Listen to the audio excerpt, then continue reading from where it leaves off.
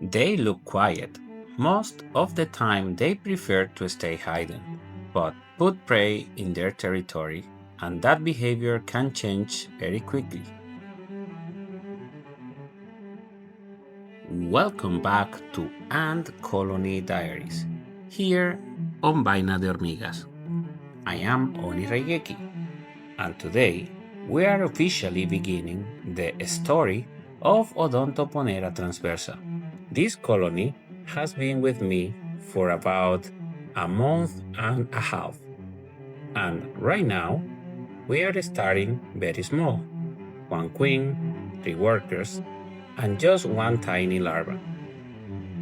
It may not look impressive yet, but that is exactly why I want to start documenting them now.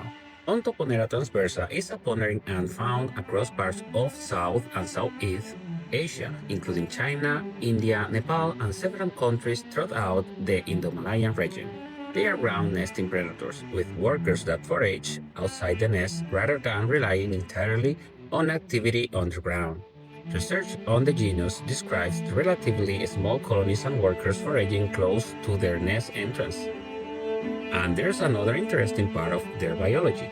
Recent experiments with Odontoponera transversa showed that they don't necessarily respond equally to every potential prey species.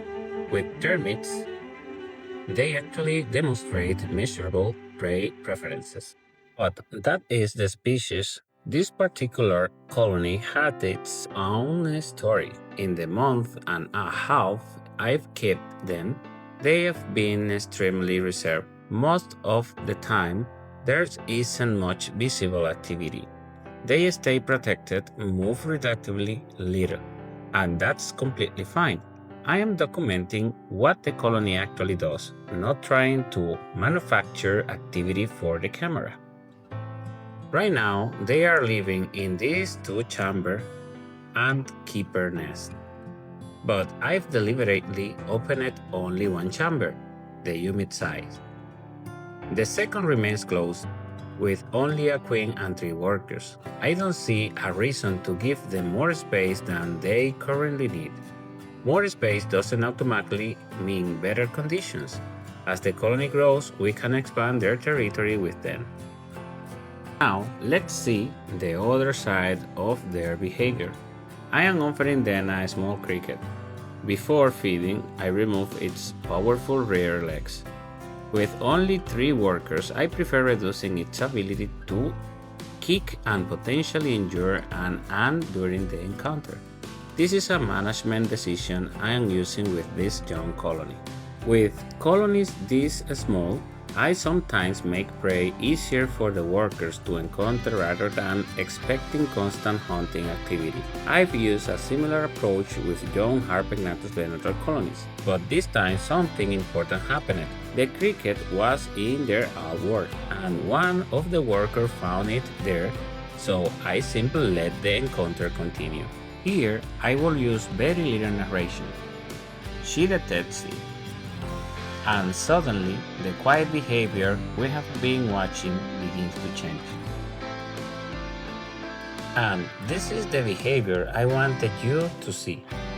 The predatory side isn't an artificial characterization. Controlled experiments published in 2026 found that Odontoponera transversa attacked and consumed some termite species significantly more greatly than others, with termite chemical trails influencing its foraging decisions. And in this hunt, one worker ended up doing most of the work. That is what happened at this time. I'm not saying every hunt will look like this. That is exactly why I want to keep documenting them. And after all that action, we come back to this.